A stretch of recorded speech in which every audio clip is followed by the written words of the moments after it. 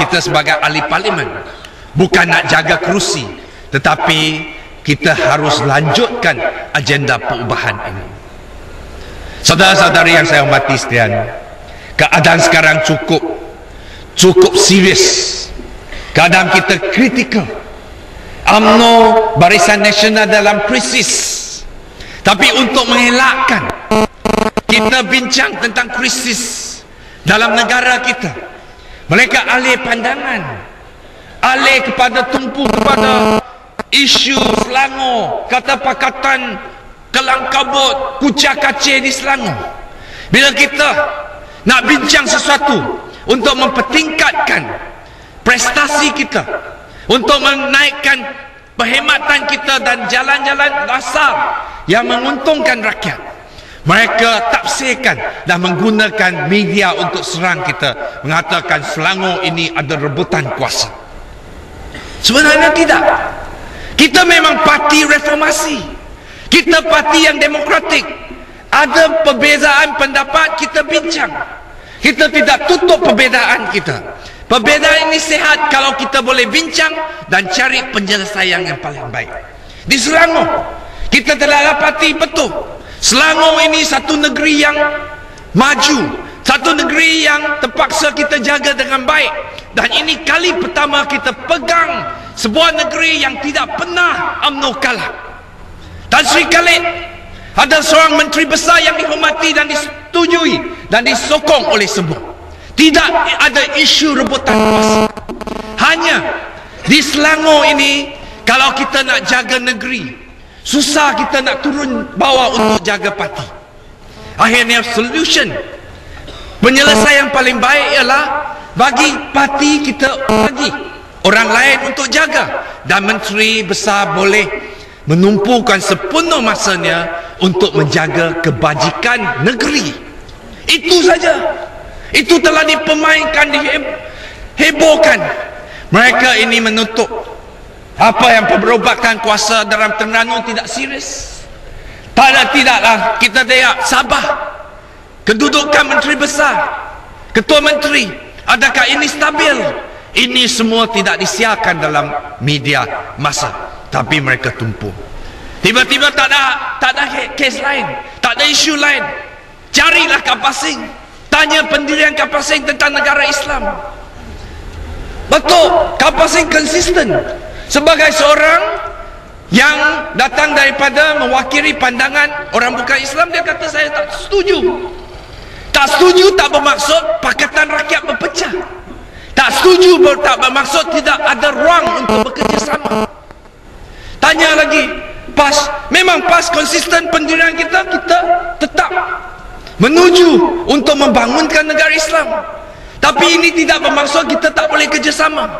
Kita ada ruang untuk meyakinkan satu sama lain. Kita ada ruang untuk bincang. Sebelum kita sampai yang paling jauh, itu tahap yang paling tinggi, kita bincang bagaimana kita nak jaga akhlak orang, bagaimana kita nak kurangkan jenayah, bagaimana kita nak pertingkatkan kebajikan. Yang penting bukan labelnya, yang penting bukan logo, tetapi isi, tapi intinya. Kalau betul Islam itu akan memberi rumah percuma, air percuma, kita bagi hak kepada orang-orang miskin dapat rumah, tidak ada seorang bukan Islam akan tolak. Kalau Islam itu akan membawa kebajikan untuk orang-orang miskin, bagi beasiswa kepada anak-anak yang cerdik tak kira kaum, siapa akan tolak?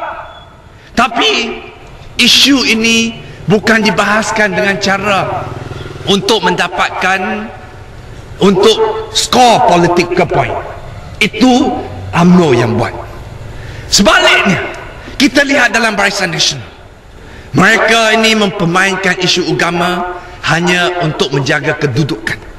Dan MCA sentiasa kumpulkan saja, berucap di kalangan orang Tionghoa saja, tidak berani. MCA kerjasama dengan UMNO tetapi tidak berani berucap di depan orang Melayu, berucap di depan satu grup yang berbilang kaum. MCA dengan Cina nya akan kata kita menentang habis-habisan negara Islam. Kita menentang PAS, kita menentang agenda Islam, seolah-olah mereka ni tidak faham lembaga persekutuan kita, tidak faham apa maksudnya Islam sebagai agama rasmi negara. Ini adalah kerana UMNO tidak pernah cuba bekerja sama dengan MCA atau MIC untuk memahamkan apa ertinya, apakah semangat yang tulen, yang murni dalam nilai-nilai Islam. Dan bagi saya, kita harus ubah semua ini. UMNO hanya memainkan agama ini juga hanya untuk mendapatkan sokongan politik, tetapi tidak pernah melaksanakan satu program pendidikan supaya kita semua boleh menghayati maksud perlembagaan kita, Islam sebagai agama rasmi Persekutuan Malaysia. Bagi saya lihat dalam Pakatan Rakyat kita telah melangkah jauh, telah dapat berubah sikap ini. Pertama sekali dalam Pakatan Rakyat kita tidak ada kota yang kata mewakili China, yang mewakili India. Saya ahli Parlimen Batu, saya wakil rakyat kawasan Batu, dan di kawasan saya 45% orang Melayu, di kawasan saya ada 40% orang Cina, dan yang bakinya orang India.